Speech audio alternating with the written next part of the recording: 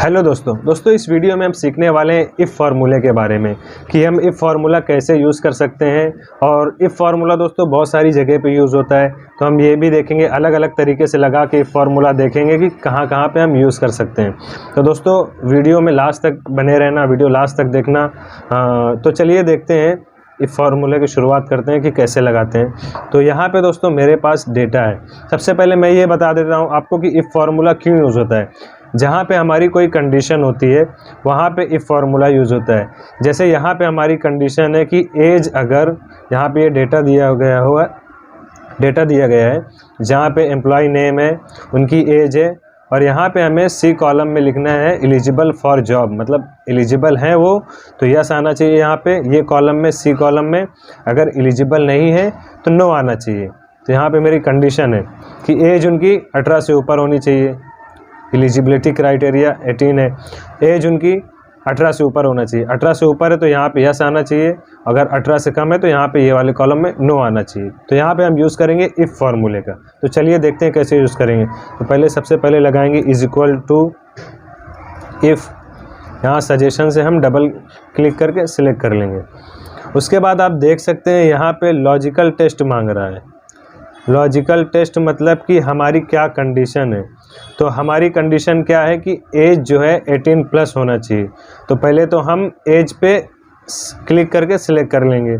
उसके बाद क्या होना चाहिए, ग्रेटर देन क्या होना चाहिए 18, मतलब 18 से ज़्यादा होना चाहिए।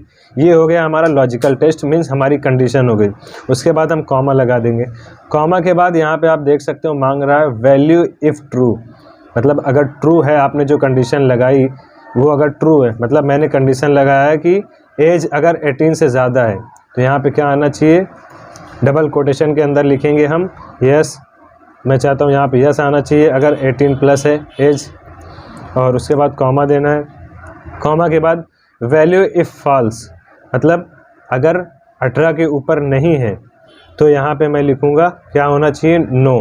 तो डबल कोटेशन के अंदर मैं नो लिख दूँगा, कोटेशन बंद कर दूँगा। उसके बाद मैं इंटर प्रेस करूँगा तो आप देख सकते हैं यहाँ पे यस आ गया। और यहाँ पे मैं नीचे इसको पकड़ के नीचे तक पूरा ड्रैग कर दूँगा। तो आप देख सकते हैं जो 18 के ऊपर है उनका यस आ रहा है, जो 18 से कम का है या 18 के हैं उनका नो आ रहा है। तो मैं यहाँ पे एक और चीज़ें चेंज कर सकता हूँ कि ग्रेटर देन और इज इक्वल टू, मतलब अगर 18 के भी हैं तो एलिजिबल वहाँ पे आए, तो मैं यहाँ पे ग्रेटर देन के बाद इज इक्वल टू लगा दूँगा। उसके बाद इंटर करूँगा। उसके बाद यहाँ से पकड़ के फिर से मैं इसको नीचे तक ड्रैग कर दूँगा। तो यहाँ पे आप देख सकते हैं चेंज हो गया। पहले 18 में नो आ रहा था क्योंकि वहाँ पे हमने कंडीशन लगाया था कि ग्रेटर देन अगर 18 है तो यस आएगा।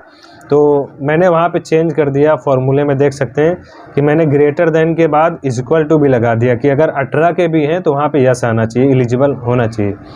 तो ये हो गया, मीन्स 18 के ऊपर है तो एलिजिबल है। और उसमें एक और चेंजेस हम कर सकते हैं दोस्तों, यहाँ पे यस नो की जगह पे हम एलिजिबल एंड नॉट एलिजिबल भी कर सकते हैं। जैसे कोटेशन के अंदर हमने लिखा है कि अगर एलिजिबल हैं तो डबल कोटेशन के अंदर यस लिखा है, यस की जगह हम लिख सकते हैं एलिजिबल। तो लिखते हैं एलिजिबल, ये लिख दिया, सॉरी एलिजिबल। और एलिजिबल नहीं है तो यहाँ पे हम लिख सकते हैं क्या, not eligible, not eligible, double quotation. उसके बाद इंटर कर देंगे। उसके बाद यहाँ से पकड़ के नीचे तक ड्रैग कर देंगे तो वो फार्मूला सब में अप्लाई हो जाएगा। तो आप देख सकते हैं जो 18, मतलब जिनकी एज 18 है या 18 से ज़्यादा है वो एलिजिबल हैं, और जिनकी 18 से कम है वो नॉट एलिजिबल आ रहा है। तो ये एक तरीका था दोस्तों इफ़ फार्मूले का यूज़ करने के लिए। तो देखते हैं नेक्स्ट तरीका, दूसरे तरीके की तरफ बढ़ते हैं। तो दोस्तों ये था पहला तरीका कि कैसे हम इफ़ फार्मूले का यूज़ कर सकते हैं। अब चलते हैं हम अपने दूसरे तरीके की तरफ कि दूसरे तरीके से भी कैसे यूज़ कर सकते हैं। तो दोस्तों ये दूसरी शीट में मैं आ जाता हूँ। तो ये हमारे पास टेबल है जहाँ पे स्टूडेंट का नेम दिया गया है, उनका मैक्सिमम मार्क्स मतलब इतना उनका मैक्सिमम है, टोटल मार्क्स मतलब इतना आया है उनका मार्क्स, टोटल उन्होंने इतना मार्क्स लाया है। तो यहाँ पे हमें रिज़ल्ट डिफाइन करना है, मतलब रिज़ल्ट लाना है उनका, वो पास हैं कि फेल हैं। और पासिंग क्राइटेरिया क्या है, अगर 35 से ज़्यादा उनका मार्क्स है, 100 में से 35 से ज़्यादा मार्क्स है तो वहाँ पे पास आना चाहिए, नहीं तो फेल आना चाहिए। तो यहाँ पे भी हम यूज़ करेंगे इफ़ फार्मूले का। तो चलिए यूज़ करते हैं, देखते हैं कैसे लगाते हैं। तो is equal to if, double click करके सिलेक्ट कर लिया। लॉजिकल टेस्ट, लॉजिकल टेस्ट क्या है, हमारी कंडीशन क्या है कि टोटल मार्क्स क्या होना चाहिए, ग्रेटर देन, कितना होना चाहिए, greater than 35, 35, total marks greater than 35। उसके बाद लॉजिकल टेस्ट हमारा कंडीशन कंप्लीट हो गया, हम कॉमा दे देंगे। हाँ, उसके बाद मांग रहा है वैल्यू इफ़ ट्रू, मतलब अगर हमने जो कंडीशन लगाई वो ट्रू है। हमारी कंडीशन ये है कि टोटल मार्क्स 35 से ज़्यादा होना चाहिए। अगर 35 से ज़्यादा है तो क्या आना चाहिए, यहाँ पे लिख देता हूँ मैं डबल कोटेशन के अंदर पास, उसके बाद कॉमा। उसके बाद देखिए आप पूछ रहा है वैल्यू इफ़ फॉल्स, मतलब 35 से ऊपर नहीं है, 35 से कम है, तो मैं डबल कोटेशन के अंदर लिख दूंगा fail, FAIL, fail double quotation के अंदर। उसके बाद मैं इंटर प्रेस करूँगा तो आप देख सकते हैं यहाँ पे फेल आ चुका, क्योंकि इसका मार्क्स 35 से कम है, 35 से कम है। तो इसी तरह हम इसको पकड़ के नीचे तक पूरा ड्रैग कर देंगे। तो आप देख सकते हैं यहाँ पे रिज़ल्ट आ चुका है। जिनका 35 से ज़्यादा मार्क्स है वो पास हैं, और जिनका 35 से कम मार्क्स है वो फेल हैं। तो दोस्तों ये था हमारा दूसरा तरीका। अब चलिए देखते हैं अपने तीसरे तरीके की तरफ बढ़ते हैं। तो शीट 8 में आ जाते हैं।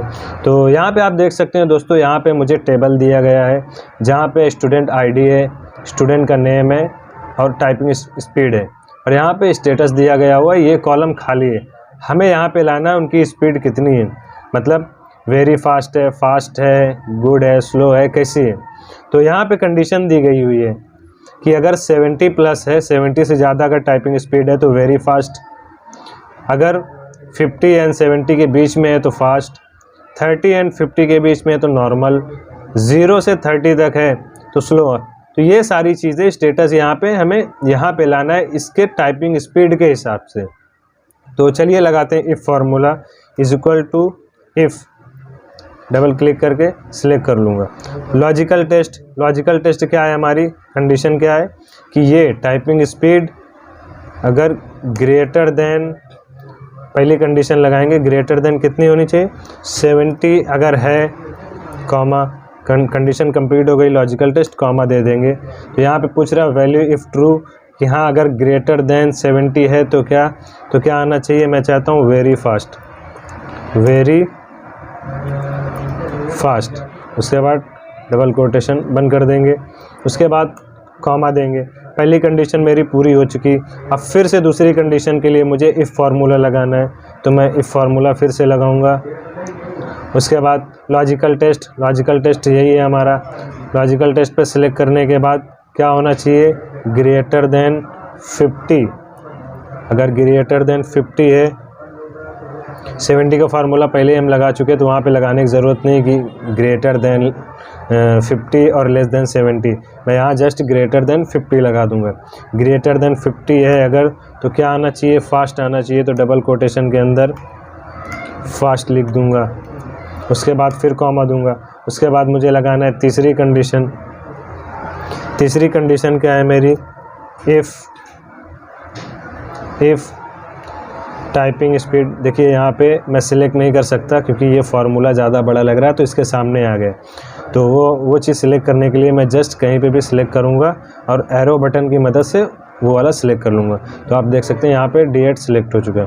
तो लॉजिकल टेस्ट क्या है, D8 मतलब टाइपिंग स्पीड ग्रेटर देन तीसरा वाला कंडीशन हमें लगाना था। तो ग्रेटर देन अगर 30 है, ग्रेटर देन 30 है तो क्या आना चाहिए, वैल्यू इफ़ ट्रू, अगर ट्रू है तो क्या आना चाहिए, नॉर्मल। तो डबल कोटेशन के अंदर मैं नॉर्मल लिख दूंगा। उसके बाद फिर से कॉमा दूंगा। उसके बाद चौथी कंडीशन क्या है, अगर टाइपिंग स्पीड 0 से लेकर 30 तक होना चाहिए, मतलब मोर देन 0 होना चाहिए, तो क्या आएगा, तो वहाँ पे लगाते हैं हम फिर से if formula, double click, logical test. Logical test हमारी यही है D8। तो यहाँ पे फार्मूला आ रहा है तो सिलेक्ट नहीं कर सकता मैं, तो ऊपर सिलेक्ट करके डाउन एरो की दबा के मैं D8 सिलेक्ट कर लूँगा। D8 ग्रेटर देन 0 है तो क्या आना चाहिए, वैल्यू इफ ट्रू, यहाँ पे क्या आना चाहिए, स्लो। डबल कोटेशन के अंदर लिख दूंगा। उसके बाद मैं जस्ट प्रेस करूंगा इंटर, उसके बाद फिर से इंटर। तो आप यहाँ पे देख सकते हैं कि स्लो आ चुका है।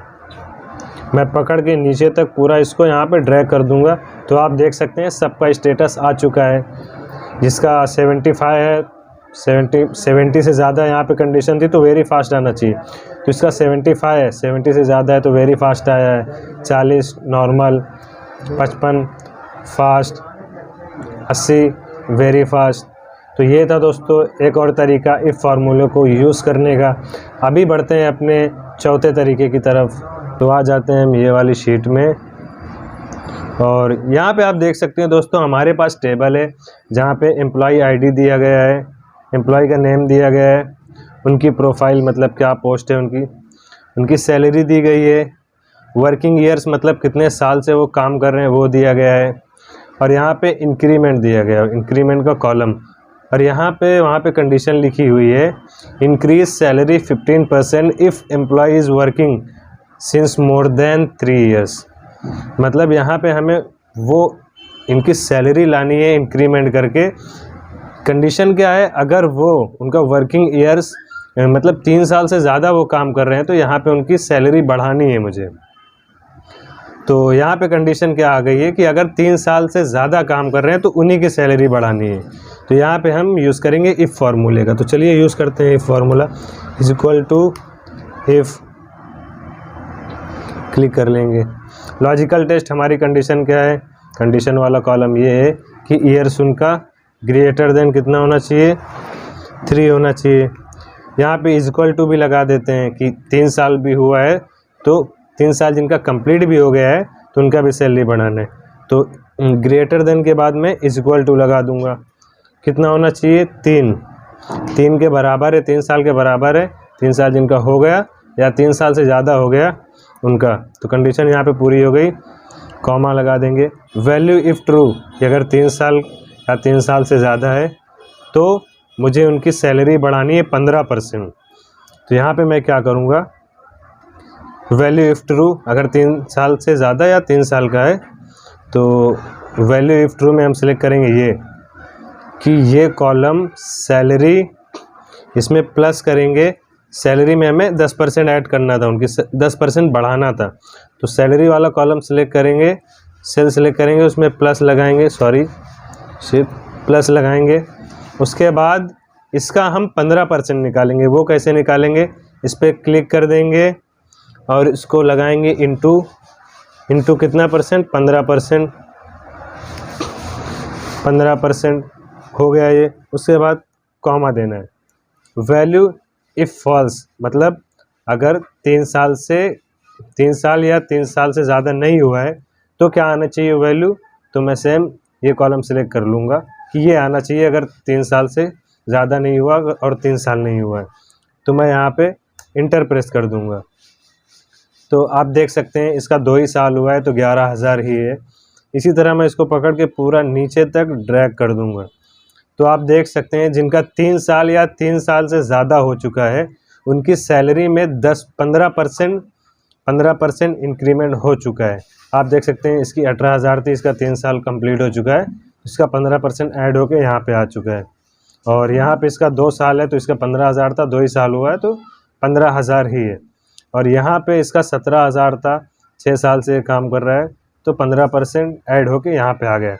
तो ये था दोस्तों इफ़ फार्मूला हम कैसे यूज़ कर सकते हैं। हमने 4 तरीके सीखे।